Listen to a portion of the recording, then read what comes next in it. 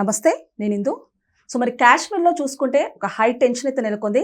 మరి దీనికి సంబంధించి ఈ నేపథ్యంలో అయితే పాకిస్తాన్ ఫారెన్ మినిస్టర్ కూడా కొన్ని సంచలన వ్యాఖ్యలు చేశారు, కొన్ని రెచ్చగొట్టే వ్యాఖ్యలు చేసినట్టు తెలుస్తుంది.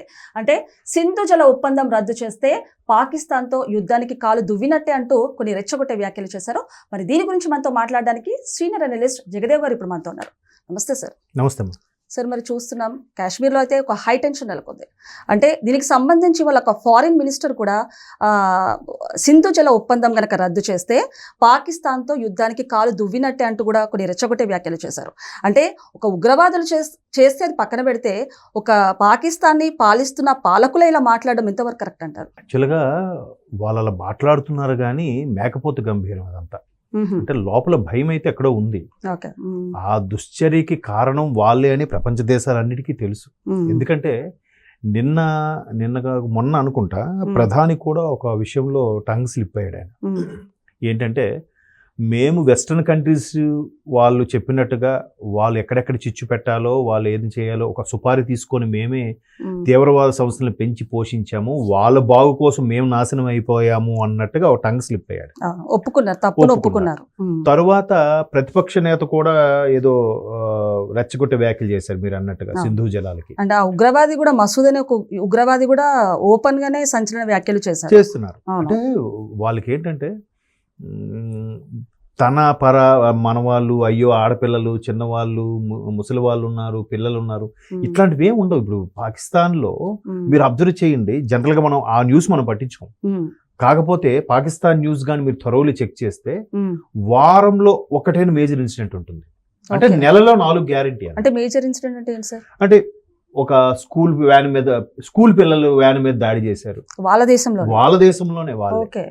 అంత వాళ్ళ దాంట్లో వాళ్ళే ఐక్యత లేనప్పుడు ఇంకా వేరే దేశం మీద దాడి చేయడం. ఎందుకంటే బలూచిస్తాన్ వ్యవహారం ఏదైతే ఉందో మాకు సపరేట్ దేశం కావాలని ఒక ఉద్యమం అయితే నడుస్తుంది. వాళ్ళు ఏం చేశారు, మొన్న జస్ట్ ఒక 20 days back, 20 days 15 days back ఒక 40 మంది పాక్ ఆర్మీ జవాన్లు వెళ్తున్న లారీని తగలబెట్టేశారు, బాంబు పెట్టి పేల్చేశారు. 40 మంది చనిపోయారు. ఇట్లా ప్రతిదీ కూడా ఎక్కడికక్కడ బాంబు అటాక్లు, మానవ బాంబు అటాక్లు. ఇంకా వాళ్ళకు వాళ్ళే నాశనం అయిపోయి ఎవరు తీసుకున్న గోతులు వాళ్ళే పడ్డారన్నట్టుగా అవుతుంది. పాముకు పాలు పోసి పెంచినంత మాత్రాన అది పాలు ఇవ్వదు, విషమే కక్కుతుంది అన్నట్టు వీళ్ళు ఇంకా అదే పరిస్థితి.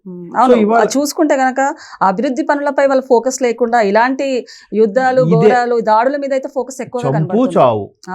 చంపు చావు లేదా మా మతం ఇలా చెప్తుంది అని అంటారు. ఏ మతం అలా చెప్పదు. వీళ్ళు దాన్ని అలా అర్థం చేసుకున్నారు.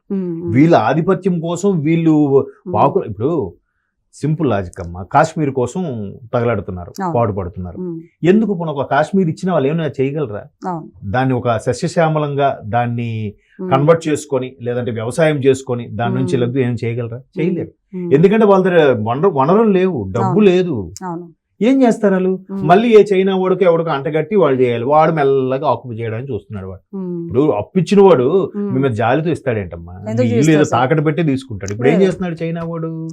ఆడేసుకున్న పైప్ లైన్ కానీ లేదంటే వాడు వేసే అండర్ గ్రౌండ్ ట్రైన్ ఏదో ప్రాసెస్ చేస్తా ఉంటాడు. అది కానీ ఏవి చేద్దామన్నా కూడా మెల్లగా ఇచ్చి మీ ఇంట్లోకి ఎంటర్ అవ్వడానికి ప్లాన్ చేస్తున్నాడు. అది ఈ గొర్రెలకు అర్థం అవ్వట్లే. ఏదో మాకు వీళ్ళు సపోర్ట్ చేస్తున్నారేమో అనుకుంటున్నారు. అంటే ఒకవేళ ఏం జరిగినా ఏముందలే, ఐక్యరాజ్య సమితులు పెద్ద పెద్దగా ఉన్నాయి కదా, వాళ్ళందరూ ప్రపంచ సమాఖ్య ముందు పెడదాము అన్నట్టుగా అనుకుంటాం. కానీ చైనా వాడు అసలు అమెరికానే లెక్క చేయడాడు. ఇంకా మీ పరిస్థితి ఏంటి అసలు? సో వీళ్ళు ఇలాగ చేసినా కూడా ఇప్పుడు ఇవాళ కూడా మళ్ళీ ప్రధాని ఆర్మీ గ్రాడ్యుయేషన్ పీరియడ్కు దేనికో మీట్ అయ్యాడట. అక్కడ కూడా అదే మాట చెప్తున్నాడు, మేము ఏం చేయలేదు, అక్కడ ఏదో జరిగిన దుర్ఘటన మా మీద ఆపాదిస్తున్నారు.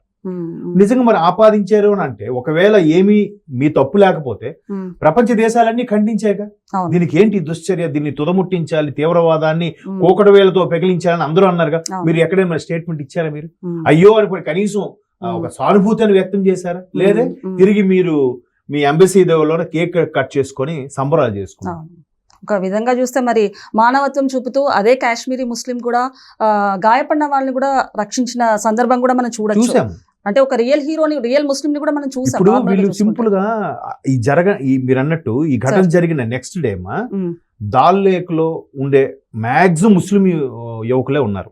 ముస్లిం అక్కడ పడవ నడుపుకునే వాళ్ళు Okay. వాళ్ళందరూ టూరిస్టులు లేక అలాగా పడవలు ఖాళీగా ఉన్నారు. ఇప్పుడు మరి వాళ్ళంతా పొట్ట కొట్టినట్టే వాళ్ళ ఉపాధి మొత్తం పోయినట్టుగా. వాళ్ళకి 2 నెలలే, మ్యాక్సిమం ఏప్రిల్ మే అవును మా 5 జూన్ లో కొంతవరకు వెకేషన్ అందరూ వెళ్తారు వాళ్ళు.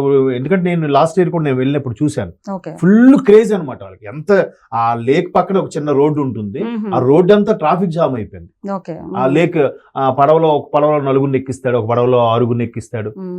వాడు మనిషికి ఎంతో తీసుకుంటాడు, 100 150 అలా తీసుకుంటాడు. అది వెళ్ళి ఒక్కసారి అలాగా ఆ పడవ ఆ లేక్ మధ్యలో కూడా ఒక చెక్కల్లా కట్టి చిన్న చిన్న లాడ్జిల్లాగా కూడా పెట్టారు, అక్కడ వెళ్ళి స్టే చేయొచ్చు.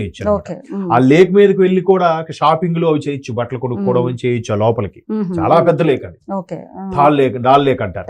సో వాళ్ళందరికి ఇప్పుడు ఉపాధి పోయింది కదా. అవును వాళ్ళు వచ్చిన 2 నెలలదే సంవత్సరం మొత్తం గడిపేస్తా ఉంటారు. అవును మెల్లగా ఆటో నడుపుకోవడమో ఇంకేదో పనులు చేసుకోవడమో, ఇది వచ్చింది జాగ్రత్త పరుచుకొని చేసుకుంటారు. ఇప్పుడు వాళ్ళందరూ పొట్ట కొట్టారు.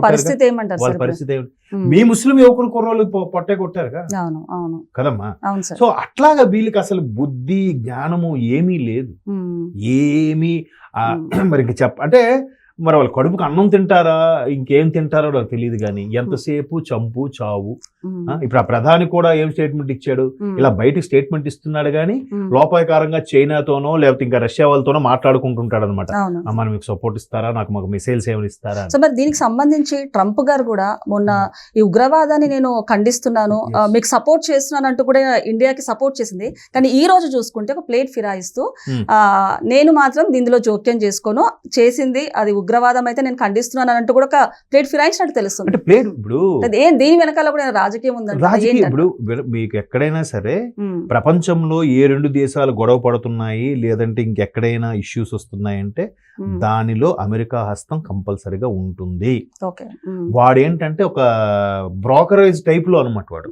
ఇప్పుడు గడాఫీ అనేవాడిని చంపేశారు, వాడు అంతవరకు చాలా బాగా చూసుకునేవాడు. అరే వీడు మనకి తోపైపోతున్నాడు రా అని చెప్పి ఏం చేశారు, వెంటనే చిచ్చు పెట్టి వాడిని లేపేశారు.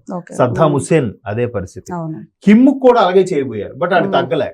చిన్న దేశం అవసరం నువ్వు నా మీదే నేను అంటే ఇప్పుడు చూసారా, నువ్వు నా 4 దెబ్బలు కొట్టి నేను 1 దెబ్బని కొట్టినా అన్న టైంలో వాడు కిమ్ గాడు ఏం చేశాడు, మీరు 4 అణుబాంబులు వేసి ఒకటే నేస్తా, మీ దేశం కూడా పోతుంది. సో వీళ్ళు రెచ్చగొట్టే వ్యాఖ్యలు చేస్తుంటే ఇండియన్ ఆర్మీ అయితే ఒక సంచలన ట్వీట్ చేసింది సార్. అంటే ఒక ధీటైన వ్యాఖ్యలు ట్వీట్ ద్వారా చెప్పారు.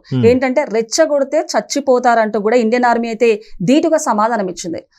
అంటే యాక్చువల్గా ఎప్పుడైతే పుల్వామా దాడి జరిగిందో నిజంగా భారత ప్రభుత్వం తీసుకున్న నిర్ణయం తీస్తే భేష్ అనిపించింది. అందరూ శభాష్ అన్నారు. పుల్వామా దాడి జరిగిన మరుక్షణము సర్జికల్ స్ట్రైక్స్ చేశారు.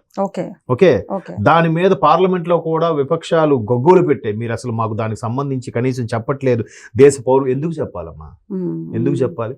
ఆ తర్వాత గోల చేస్తే సర్జికల్ స్ట్రైక్స్ ఎలా చేశారని చెప్పి దాని మీద ఒక చిన్న వీడియో రిలీజ్ చేసి వివరణ ఇచ్చారు. ఎందుకంటే వాళ్ళ భూభాగంలోకి వెళ్ళి నిజంగా మనం దాని మీద ఒక సినిమా కూడా వచ్చింది, నాకు కరెక్ట్ గుర్తులేదు సినిమా పేరు. నిజంగా సర్జికల్ స్ట్రైక్ ఎంత టెన్షన్ గా చేశారనేది కూడా ఉంటుంది.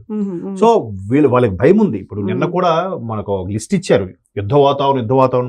భారత సైన్యం ఎంత, వాళ్ళ సైన్యం ఎంత, భారత్ దగ్గర మిసైల్స్ ఎన్ని, వాళ్ళ దగ్గర మిసైల్స్ ఎన్ని, భారత్ దగ్గర అణుబాంబు శక్తి సామర్థ్యాలు ఎంత, వాళ్ళ దగ్గర ఎంత, ఇలా ప్రతిదీ కూడా అన్ని లెక్కలతో సహా పెట్టేసరికి ఖచ్చితంగా భయం ఉంటుంది కదా. సో దీనికి సంబంధించి మరి కర్ణాటక సీఎం సిద్ధరామయ్య అయితే ఒక సంచలన వ్యాఖ్యలు చేశారు సార్. అంటే యుద్ధం అవసరం లేదు, ప్రశాంతంగా ఏదైనా ఉంటే పరిష్కరించుకుందామంటూ వ్యాఖ్యలు చేశారు. అది ఇప్పుడు రాజకీయంగా కూడా వివాదాస్పదంగా మారింది. మరి ఏమంటారు అంటే ఇంత రెచ్చగొట్టి మన పని మన అభివృద్ధిలో మనమున్నాం, మన దేశం అభివృద్ధిలో వాళ్ళు మన దగ్గరకు వచ్చి ఇలాంటి దాడులు చేయడం ఇది చూస్తూ భారతదేశం కూడా ఊరుకోలేదు కదా. ఆయన అన్న మాట, ఆయన చాలా పెద్దవాడు వయసులో కూడా, నా లాంటి వాడికే తెలిసింది ఇప్పటికి భారతదేశం ఒక 100 సార్లు పువ్వుతో కూర్చుంటది. వాడేంటి 100 సార్లు ముళ్ళతో కూర్చున్నా 101సారి కూడా మనం పువ్వుతోనే కూర్చాం. ఇంకా మారట్లేదు, ఏం చేయలేదు. అయ్యో పాపం వాళ్ళ ఆడవాళ్ళు వాళ్ళ దేశ ప్రజలు ఇబ్బంది పడతారని చెప్పి సింధు జలాలు లేదు. ఇప్పుడు ఎప్పుడైతే సింధు జలాలు కూడా ఆపుతామని అవన్నీ చెప్పారు, మొత్తం ఎక్కడిక్కడ వాగా సరిహద్దులు మూసేసి అన్ని చేశారో వాళ్ళకి లోపల భయం స్టార్ట్ అయింది. కాబట్టి మిగతా దేశాల ప్రధానులకు ఫోన్లు చేసుకుంటున్నారు, దీన్ని మీరే పరిష్కరించండి అంటేనే కదా. ఇప్పుడు ఈ ట్రంప్ ఏమన్నాడు తెలివిగా, వాడు చాలా తగిలించి తమాషా చూసే టైప్ అమెరికా వాళ్ళు. మేమైతే ఖండిస్తున్నాం కానీ దీంట్లో మేము జోక్యం చేసుకోలేదు. ఇంకేదో చిన్న దేశం అయితే ఎంటర్ అయ్యేదేమో అమెరికా, భారతదేశం విషయంలో అమెరికా ఎంటర్ అవ్వదు, దానికి తెలుసు ఇంపాక్ట్ ఎలా ఉంటుంది. కాబట్టి అలా మెల్లమెల్లగా ఇట్లా చెప్తారు. సిద్ధరామయ్య లాంటి వాళ్ళు పెద్ద నీతులు చెప్పినా ఆడి ఇప్పుడు ఎన్నమ్మా లాహోర్కి బస్సు వేసాం, ట్రైన్ వేసాం, ఇన్ని ఇచ్చాం, సిమ్లా ఒప్పందం ప్రకారం కట్టుబడి ఉన్నాం, జలాలు ఇస్తున్నాం. మళ్ళీ వాడు సెప్టెంబర్ 11 పార్లమెంట్ అటాక్ చేశాడు, తర్వాత సెప్టెంబర్ 11 ముంబై తాజ్ హోటల్ మీద దాడి చేశాడు, ఇంకెన్ని మొన్న రీసెంట్ గా పుల్వామా దాడి, మళ్ళీ ఇప్పుడు పహల్గాం దాడి. అంటే మీరు అన్నట్టు ఆ ఇన్సిడెంట్ ఏదైతే చూస్తే దాడి చూస్తుంటే ప్రతి ఒక్కరిలో రక్తం మరుగుతుంది నార్మల్ గా. అలాంటిది ఒక సీఎం అయి ఉండి దానికైనా సపోర్ట్ చేస్తూ మాట్లాడాలి, కానీ ఇలాంటి వ్యాఖ్యలు చేయడం కరెక్ట్ కాదని. అంటే సీఎం స్థాయిలో ఉన్న వ్యక్తి అలా మాట్లాడుతున్నారు, ఆయన విజ్ఞతకి వదిలేదు. ఇప్పుడు మన ముఖ్యమంత్రి రేవంత్ రెడ్డి గారు ఎలా మాట్లాడారు, ఈ విషయంలో మేము భారత ప్రభుత్వానికి పూర్తి మద్దతులు ఇస్తున్నాము. ఒకప్పుడు ఇందిరాగాంధీ ఎలాంటి నిర్ణయం తీసుకున్నారో ధైర్యమైన నిర్ణయాలు, ఇప్పుడు మోదీ గారు కూడా అటువంటి నిర్ణయాలు తీసుకుని ముందుకెళ్లాలి, మేము సపోర్ట్ ఇస్తామని చెప్పారు కదా. అది నాయకుడి లక్షణాలు. ఏదో అంటే ఒక పార్టీ పక్కన పెడితే, ఒక రిలీజన్ పక్కన పెడితే, ఆయన యాజ్ ఇండియన్ గా సీఎం రెడ్డి గారు ఎగ్జాక్ట్లీ దానికి ఎవరైనా అప్రిషియేట్ చేస్తారు. ఇప్పుడు అక్కడ ఏంటి, వీళ్ళు కూటమి ప్రభుత్వం, ఇది కాంగ్రెస్ కదా అన్నట్టుగా యాంటీగా మాట్లాడినట్టు దాన్ని జనాలు హర్షించారు. అవును. ఓకే సార్, నమస్తే. Thank you.